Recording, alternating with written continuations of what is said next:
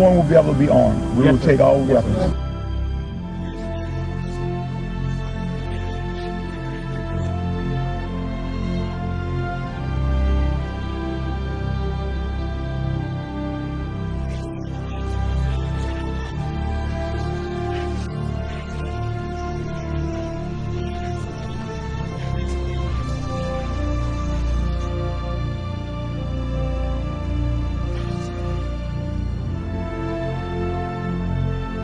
Every service member has an obligation, not just that they can refuse a legal order or an unlawful order.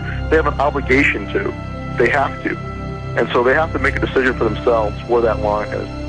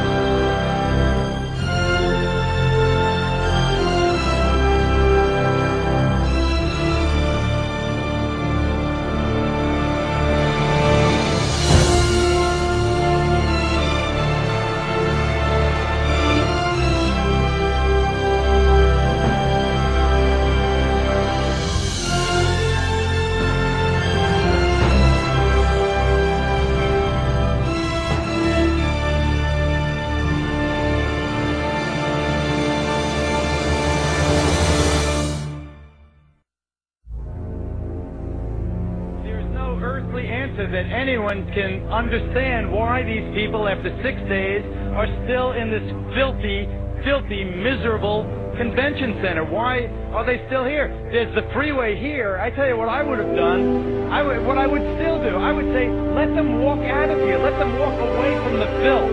Let them walk away from the devastation. Let them walk away from the dead bodies in here. Let them walk out of there because I'm standing right above that convention center. And what they've done is they've locked them in there. The government said, you go here and you'll get help. Or you go in that Superdome and you'll get help. And they didn't get help. They got locked in there and they watched people being killed around them. And they watched people starving. And they watched elderly people not get any medicine. And now they know it's happening because we've been telling them repeatedly over and over every day. And you know what they're doing now? And I'm not blaming anyone. I'm telling you what's happening. They have set up a checkpoint at the bottom of this bridge. This is the bridge that takes you from New Orleans over into Gretna, from Orleans Parish into Jefferson's Parish.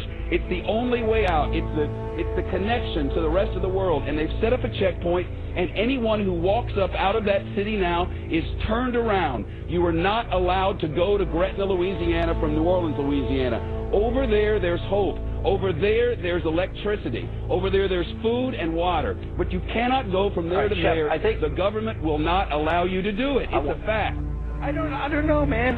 Let them walk out of here. Let them walk the hell out of here. Let them get on that interstate and walk out. We had Walmart deliver 3 trucks of water, trailer trucks of water. FEMA turned them back. They said we didn't need them. This was a week ago.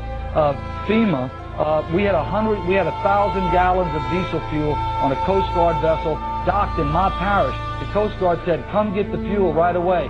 When we got there with our trucks, they got a word. FEMA says, don't give you the fuel.